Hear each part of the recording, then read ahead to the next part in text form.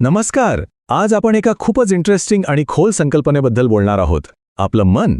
आपलं मन स्वतःला बरं करण्यासाठी एक शक्तिशाली साधन कसं बनू शकतं, यासाठी आपण राजयोग ध्यान नावाच्या एका विशेष पद्धतीवर लक्ष केंद्रित करणार आहोत. तर आज आपण काय काय बघणार आहोत? सगळ्यात आधी काही प्रेरणादायी गोष्टी, मग यामागचं मूळ तत्व काय आहे ते समजून घेऊ, आणि शेवटी हे सगळं प्रत्यक्षात कसं आणायचं ते पाहू. चला तर मग सुरुवात करूया आणि बघूया काही अशा कथा ज्या ऐकून कदाचित विश्वास बसणार नाही, पण त्या अगदी खऱ्या आहेत.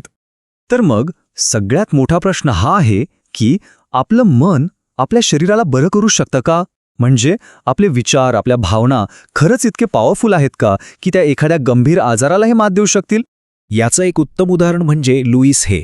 त्यांच्या आयुष्यात त्यांना खूप त्रास, खूप आघात सहन करावे लागले आणि त्यानंतर त्यांना कॅन्सरचं निदान झालं.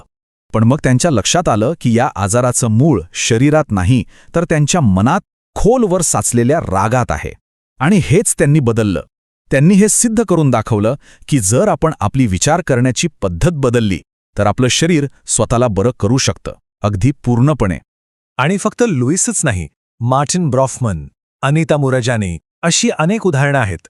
ह्या सगळ्यांना डॉक्टरांनी सांगितलं होतं की आता काही आशा नाही, पण तरीही फक्त आपल्या विचारांमध्ये, आपल्या चेतनेमध्ये बदल घडवून ते पूर्णपणे बरे झाले. तर या सगळ्या कथांमध्ये एक समान धागा आहे, एक कॉमन थ्रेड. तो म्हणजे काय?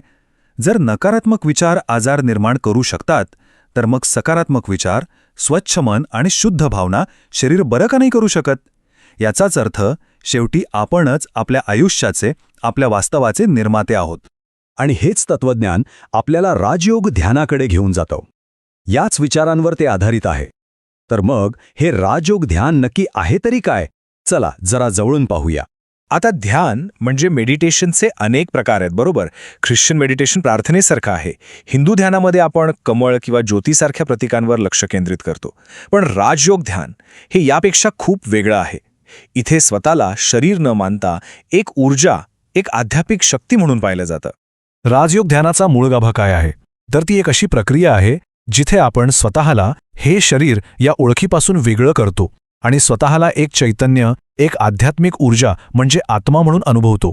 आपण हे शरीर नाही, तर या शरीराला चालवणारी शक्ती आहोत. आणि आपल्या दुःखाचं सगळ्यात मोठं कारण काय आहे माहितीये? हीच चुकीची ओळख. आपण एक आध्यात्मिक शक्ती असूनही स्वतःला हे भौतिक शरीर समजण्याची चूक करतो, आणि इथूनच सगळ्या समस्या सुरू होतात. बरं, ही संकल्पना तर खूप छान आहे, पण याचे फायदे काय आहेत?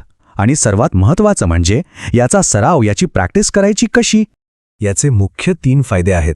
पहिलं म्हणजे एक नवी समज मिळते. स्वतःकडे आणि इतरांकडे बघण्याचा एक पॉझिटिव्ह दृष्टिकोन येतो.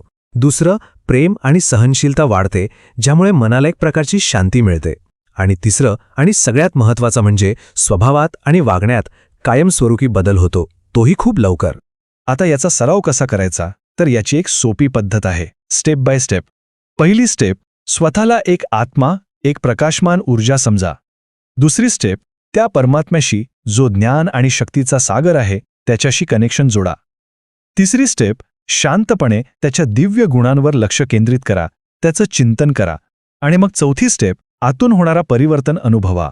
ही प्रोसेस मनाच्या खोलवर जाऊन सगळी निगेटिव्हिटी काढून टाकते. पण ध्यान करताना एक कॉमन प्रॉब्लेम येतो, तो म्हणजे मन भटकतं, बरोबर? ते एका जागी स्थिर राहत नाही.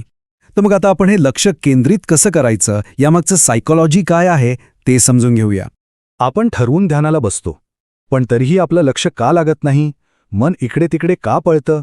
हा एक खूप महत्त्वाचा प्रश्न आहे. याची साधारणपणे 4 कारणं सांगितली जातात. एकतर ध्यानाचा अनुभव आपल्याला तितका प्रभावी किंवा इंटरेस्टिंग वाटत नाही.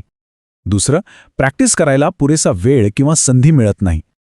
तिसरं, आपल्या डोक्यात ऑफिसच्या, घरच्या जबाबदाऱ्या फिरत असतात. आणि चौथं कारण म्हणजे आपलं ध्येयच स्पष्ट नसतं की आपण हे का करतोय. मग आता यावर उपाय काय? तर लक्ष केंद्रित करण्यासाठी 3 गोष्टी खूप महत्त्वाच्या आहेत. पहिली आहे रुची, म्हणजे इंटरेस्ट. ज्या गोष्टीत आपल्याला रस असतो तिकडे लक्ष आपोआप जातं. दुसरी गोष्ट आहे ध्येय, म्हणजे एम. एक स्पष्ट ध्येय असेल तर मन भरकटत नाही. आणि तिसरी सर्वात शक्तिशाली गोष्ट आहे भावना, इमोशन, आणि त्यातही प्रेम. प्रेम हे लक्ष खेचून घेणारं सर्वात मोठं चुंबक आहे. तर आता आपण थेअरी समजून घेतली, प्रॅक्टिस कशी करायची तेही पाहिलं. मग आता पुढचं पाऊल काय? या ज्ञानाला आपल्या आयुष्याचा भाग कसं बनवायचं? जर आपल्याला या संकल्पना आणखी खोलवर समजून घ्यायच्या असतील आणि या कल्पना प्रत्यक्षात कशा आणायच्या यासाठी काही प्रॅक्टिकल टूल्स किंवा टेक्निक्स हवी असतील तर एक पर्याय आहे. मुंबई स्थित कॉर्पोरेट ट्रेनर आणि लाईफ कोच आहेत महक पंजाबी. त्या माइंडसेट आणि पर्सनल डेव्हलपमेंटवर आधारित गाइडेड बुक रीडिंग सेशन्स घेतात. इतकंच नाही तर शिकण्याची प्रक्रिया सोपी आणि प्रभावी करण्यासाठी त्या नोटबुक LM आणि ChatGPT सारख्या AI टूल्सवर आधारित सत्रसुद्धा घेतात. अधिक माहितीसाठी 9920794999 या नंबरवर व्हॉट्सअप करून विचारपूस करता येईल. तर हे सगळं ऐकल्यानंतर शेवटी एकच प्रश्न उरतो, ज्यावर आपण सगळ्यांनी विचार करायला हवा. आपण स्वतःसाठी नेमकं कोणतं वास्तव निर्माण करत आहोत? कारण लक्षात ठेवा, ते वास्तव घडवण्याची शक्ती आपल्याच हातात आहे, आपल्याच विचारांमध्ये आहे.